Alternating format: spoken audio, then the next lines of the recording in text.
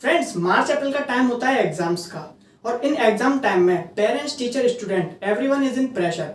और इस pressure time में हमारे पीएम नरेंद्र मोदी की एग्जाम वॉरियर्स बुक, जिसके कुछ मंत्राज हैं जो टीचर, स्टूडेंट, पेरेंट्स को मदद करेंगे एग्जाम्स की इंपॉर्टेंसी को समझने में। आप मुझे इस वीडियो में कुछ समय के लिए इस बुक का ऑथर समझिएगा, क्योंकि जो भी बात मैं आपको बताऊंगा वो अपने ऊपर लेके कहूंगा। और आपको इस बुक को खरीदने की जरूरत नहीं है, क्योंकि आपको सारी जानकारी इस वीडियो में मिल जाएगी। तो वीडियो के अंत तक देखते रहिए, और जिसने भी चैनल को सब्सक्राइब नहीं करा सब्सक्राइब कर दे। चलते हैं वीडियो की तरफ। So the first mantra is exams are like festival, celebrate them.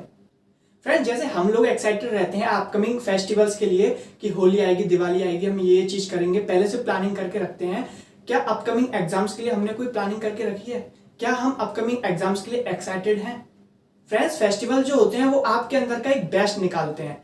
Same ऐसे ही एग्जाम्स भी आपके अंदर का एक बेस्ट निकालते हैं। जो आपने पूरी साल तैयारी की होती है वो आपको एक ताकत देती है उस फेस्टिवल को एंजॉय करने के लिए।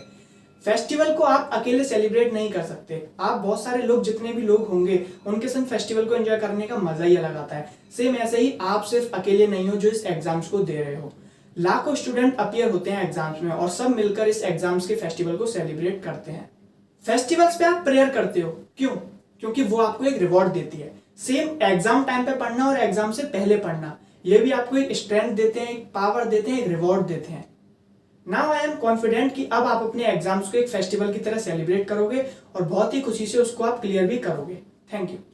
Now the second mantra is exams test your current preparation, not you.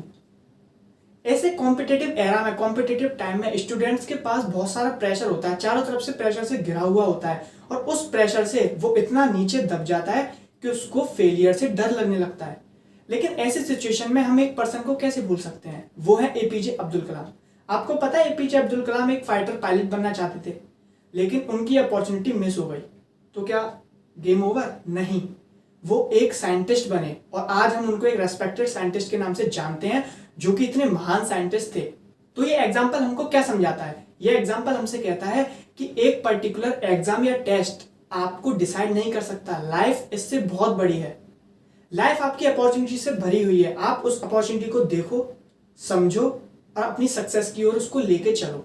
हमारी लाइफ के इंपॉर्टेंट इवेंट्स में से एक इंपॉर्टेंट इवेंट एग्जाम भी है, लेकिन सिर्फ एग्जाम ही एक इंपॉर्टेंट इवेंट नहीं है। क्या एग्जाम किसी पर्सन की स्ट्रेंथ को और एबिलिटी को डिफाइन कर सकता है? बिल्कुल भी नहीं। सो इसलिए exam test your current preparation, not you. यानी कि एग्जाम आपकी करंट प्रिपरेशन को डिसाइड करता है, आपको नहीं। So prepare, appear and do not fear failure. Now the third Mantra is laugh in, laugh out. यानी कि जब आप अपने एग्जामिनेशन हॉल में जाओ तो हंसते हुए जाओ, और जब एग्जामिनेशन हॉल से बाहर निकलो तो भी हंसते हुए निकलो। एग्जाम्स की आप प्रिपरेशन करो तो एक स्माइल के साथ करो, और उस स्माइल को आप एग्जामिनेशन हॉल में लेके जाओ, और जब आप एग्जामिनेशन हॉल से बाहर निकलो तो उसी स्माइल के साथ बाहर निकलो। क्योंकि स्माइल आपके रिलैक्स करती है आपको। जब आप रिलैक्स होते हो तो आपका ब्रेन पुरानी चीजों को रिकॉल कर लेता है। एज अ स्टूडेंट मेरे साथ एक प्रॉब्लम होती थी कि जब मैं एग्जामिनेशन हॉल में बैठ जाता था तो कुछ आंसर मेरे को ध्यान नहीं आते थे, लेकिन जैसे ही वो एग्जाम खत्म होता था, मैं एग्जामिनेशन हॉल से बाहर निकलता था, तो मेरे को वो आंसर्स याद आ जाते थे। ऐसा क्यों? क्योंकि एग्जाम हॉल से बाहर निकलते ही मेरा माइंड रिलैक्स हो जाता था, और जब माइंड रिलैक्स होता है तो वो चीजों को रिकॉल कर लेता है। होता क्या है, जब आप स्ट्रेस में होते हो तो आपकी नॉलेज आपके ब्रेन में बैक सीट ले लेती है, और आपके ब्रेन को ड्राइव करता है आपका प्रेशर। इस वजह से प्रॉब्लम होती है। तो always be remember, relax to recall. Now the fourth mantra is be a warrior, not worrier. एक बार मन की बात प्रोग्राम में किसी ने मेरे को लिखा था कि मोदी जी, हमारे स्टूडेंट्स को वॉरियर होना चाहिए, ना कि वरियर। और मैं इस बात से फुली एग्री करता हूं। हमारे स्टूडेंट्स पता नहीं क्यों जैसे एग्जाम्स आते हैं उदास हो जाते हैं, टीचर्स चिंता में हो जाते हैं, और पेरेंट्स स्ट्रिक्ट हो जाते हैं। बचपन में और अभी भी मैं कुछ कहानियां हैं जो ब्रेव वॉरियर्स की सुनता रहता हूं। उनको हम कैसे भूल सकते हैं? वो भी चाहते तो वो वॉरियर्स बन सकते थे, लेकिन वो वॉरियर बने। उनमें से एक एग्जाम्पल है रानी लक्ष्मीबाई का। फर्स्ट वॉर ऑफ इंडिपेंडेंस के टाइम पर वो चाहती तो वो भी वॉरियर बन सकती थी, लेकिन नहीं, उन्होंने लड़ाई लड़ी, और आज हम उनको एक ग्रेट वुमेन लीडर के तौर पर जानते हैं। One of the most memorable meeting है मेरी 2017 की, जब मैं इंडियन क्रिकेट टीम जब T20 ब्लाइंड वर्ल्ड कप जीती थी, तब मैं उन स्पोर्ट्स पर्सन से मिला था, और उनको मिलकर मुझे फील हुआ कि वो अपनी लाइफ के कितने बड़े वॉरियर्स हैं। वो ब्लाइंड होते हुए भी उन्होंने इंडियन क्रिकेट वर्ल्ड कप को जीता और इंडिया को प्राउड फील कराया। तो इस बात से हमें शिक्षा मिलती है कि pay no attention to tension. Now the fifth mantra is knowledge is permanent, pursue it. The aim of your learning is to gain knowledge, यानी कि आपकी लर्निंग का एम आपके नॉलेज का गेन होना चाहिए, क्योंकि जब आपके पास नॉलेज होगी तो आपके मार्क्स आपको फॉलो करेंगे ही करेंगे। क्या आपने कभी डॉक्टर के पास जब गए हो, क्या उसकी कभी डिग्री देखी है या कभी उसके मार्क्स पूछे हैं? नहीं। आप उस पर ट्रस्ट करते हो, उसकी नॉलेज पर ट्रस्ट करते हो, उसकी स्किल्स पर ट्रस्ट करते हो, और आप उस पर ट्रस्ट करते हो कि वो आपको सही कर ही देगा। आप अगर किसी लॉयर के पास गए हो तो क्या आपने उसकी LLB डिग्री देखी है? नहीं। आपने उसकी स्किल्स पर ट्रस्ट किया है कि वो हमारा केस लड़ सकता है। सेम सिमिलरली आपकी लाइफ में ये बात अप्लाई होती है कि आपकी नॉलेज और आपकी स्किल मैटर करती है, ना कि आपके मार्क्स। फ्रेंड्स, नॉलेज एक्वायर करने की जर्नी खुद व खुद में एक रिवॉर्डिंग एक्सपीरियंस है। ये आपको खुशी देगी, ना कि एक बर्डन और कोई प्रेशर देगी। अगर आप सिर्फ मार्क्स पर फोकस करोगे तो वो आपको बर्डन देगा, वो प्रेशर देगा और आपको एक लिमिटेड नॉलेज ही देगा। यानी कि अगर आपसे उस नॉलेज के बाहर का कुछ पूछ लिया जाता है तो आप नहीं बता पाओगे। So, partial knowledge is more harmful than scoring a low marks.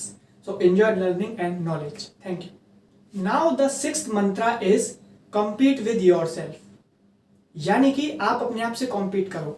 क्या आप कोई चीज पुरानी चीज नहीं कर पाते थे लेकिन वो अब कर पा रहे हो, ये अच्छा है, या फिर किसी दूसरे की चीजों को आप सॉल्व कर पा रहे हो, वो नहीं कर पा रहा, ये अच्छा है। ये डिपेंड करता है आपके पास कि आप किस तरीके से सोच रहे हो। आप अपने आप से compete करो। जैसे आप आज हो उससे बेहतर आपको कल बनना है।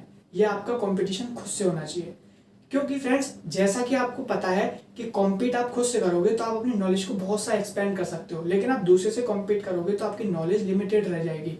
आपने सरजी बुक्का का नाम सुना है? मैंने एक मन की बात प्रोग्राम में इनको मेंशन किया था और बताया था ये एक ऐसे एथलीट हैं जिसने मेंस पोल वोल्ट नाम के एक गेम में अपने ही रिकॉर्ड को 1 या 2 टाइम्स ब्रेक नहीं बल्कि 35 टाइम्स बार ब्रेक किया है। यानी कि ये अपना खुद से कॉम्पीट करते हैं। आप अगर किसी दूसरे के साथ कॉम्पीट करोगे तो उसमें 3 कंडीशंस बनती हैं। या तो आप उससे होशियार हो जाओगे, या उससे बेकार हो जाओगे, या उसके बराबर आ जाओगे। लेकिन प्रॉब्लम ये है, जब आप उससे होशियार हो जाओगे तो आप अपने आप को ओवर कॉन्फिडेंट समझोगे। अगर आप उससे नीचे रहोगे तो आप फ्रस्ट्रेट हो जाओगे। लेकिन अगर आप उसके बराबर आ गए तो फिर आप आगे बढ़ने की कोशिश नहीं करोगे।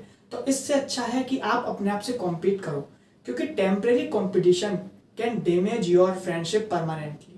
सो फ्रेंड्स, ये मंत्रास का फर्स्ट पार्ट था। इसमें मैंने आपको 6 मंत्रास बता दिए जो कि आप अपनी लाइफ में अप्लाई करोगे, क्योंकि अभी एग्जाम टाइम चल रहा है। अगर आप इन मंत्रास को अपनी लाइफ में अभी अप्लाई करते हो तो ये आपकी बहुत हेल्प करेगा।